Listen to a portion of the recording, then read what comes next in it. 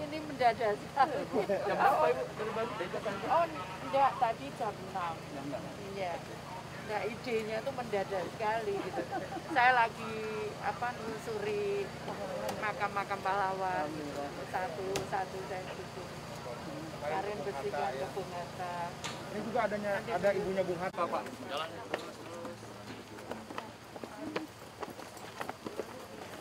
Ada bumur ya, Pak? Ini. Dari mana? Siap. Yang bersih-bersih sama Pak. Terus Pak, mundur, maju Pak. Maju. Mundur.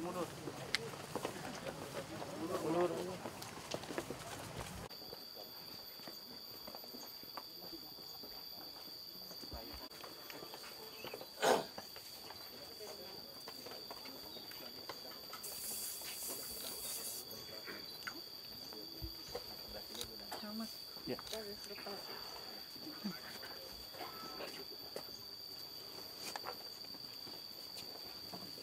Selamat pagi sama menunggu ini. Jadi lewatnya Nanti ke depan sini. Ya. Sekarang nanti berarti makan sawah.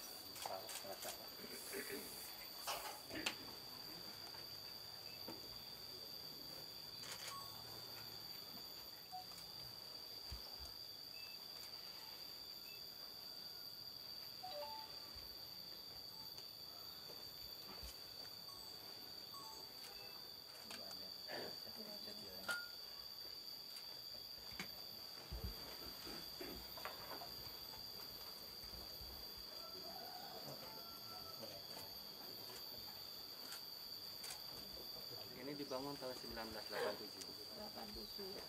Awalnya dibangun oleh Pemda Sumedang pada tahun 1972.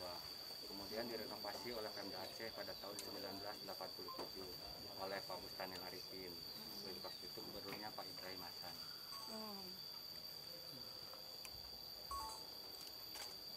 Jadi ke sini ya, Pak? Ya, rencana ya. Ke sini terus ke sana. Tembus jalan tadi. Lurus tembus jalan yang mobil berhenti, Bu. Kanan. Lebarnya 5 meter lebih, Pak. Kecil ya? 5 meter lebih. Tapi rumahnya nggak dijual ya? Iya. Terus dengan rumahnya. Itu kayaknya sawahnya gede. Ya, ini semua luasnya itu 215 rumah, Bu. Ini menyongsong Hari Pahlawan. Ya, saya coba dengan Pak Dirjen ini, ya kita yang pertama itu awalnya tuh saya pengen anak-anak muda, terutama generasi penerus itu mengerti bahwa kemerdekaan kita ini bukan diraih dengan pemberian, tapi dengan perjuangan panjang sekali. Termasuk kemudian sebelum Sumpah Pemuda itu ada perjuangan seperti Cut Nyadin, Tengku Umar, Imam Bonjol gitu kan. Nah, itu yang anak-anak nggak sadari, seolah-olah perang kemudian selesai itu. Padahal itu perjalanan panjang sekali yang sebagian tokoh-tokoh perjuangan itu tergerak untuk merdeka gitu. Tidak mau dijajah artinya. Nah, terus saya coba kemarin ke Bung Hatta, makam Bung Hatta, saya bersihkan sendiri di makam Bung Hatta, kemudian nanti Minggu kita bersihkan makam Bung Karno, kemudian coba kita sisir, saya sampaikan. Kalau dari Pak pejuang dari Aceh sampai ke Papua, itu kira-kira kita bisa ketemu berapa, sehingga anak-anak nanti kita bisa ajari, kita berkunjung. Mungkin tahun ini kita akan adakan di Jakarta di Makam Pahlawan. Mungkin tahun depan kita bisa adakan di Aceh atau di mana gitu. Nah, terus tiba-tiba keluar, iya Bu, itu makam Cuk Nyadin itu di Sumedang. Masa saya bilang gitu? Masa saya bilang gitu? Iya Bu, ketemunya di situ gitu. Terus saya ngomong, aku kepingin ke sana lah. Saya pengen lihat gitu kan. Apa yang bisa kita sebenarnya ini jarang sekali di negara-negara atau di bangsa-bangsa lain di dunia. Paling tokoh itu 1 atau 2 gitu. Tapi di Indonesia ini banyak sekali tokoh yang saat itu memang berjuang. Namun juga dengan karena keterbatasan dan caranya untuk menyingkirkan itu luar biasa. Coba kita lihat. Kalau zaman dulu, kalau sekarang mungkin Aceh ya bagian dari Negara Kesatuan Indonesia. Tapi saat itu kan Jawa itu mungkin rasanya kayak masuk di negara lain karena ada kerajaan Jawa gitu kan. Jadi artinya saat itu memang luar biasa caranya, meskipun saat itu masih dalam penjajahan Belanda, dibuang Cuk Nyadin ke sini itu di suatu tempat yang mungkin Cuk Nyadin juga tidak pernah membayangkan akan bisa hidup di tempat lain gitu. Nah, contoh-contoh inilah yang pengen saya sebenarnya, karena saya menangani juga kepalawanan. Jadi saya menangani kepalawanan, Karang Taruna, saya coba buat konsep di mana anak muda, terutama generasi kita yang masih muda-muda, mungkin tidak mengerti bahwa kemerdekaan yang kita raih itu dengan perjuangan yang luar biasa.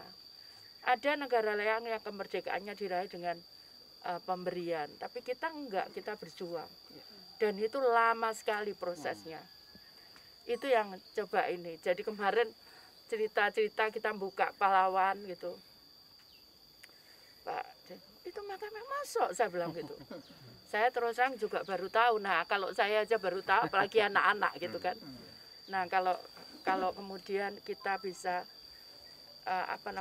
ini mungkin mereka juga tidak akan pernah menyerah, anak-anak kita, karena melihat contoh-contoh yang dicontohkan oleh para pejuang, betapa saat itu berat sekali untuk mencapai Indonesia merdeka, begitu. Bu, setelah melihat di sini Bu, ada rencana apa Bu?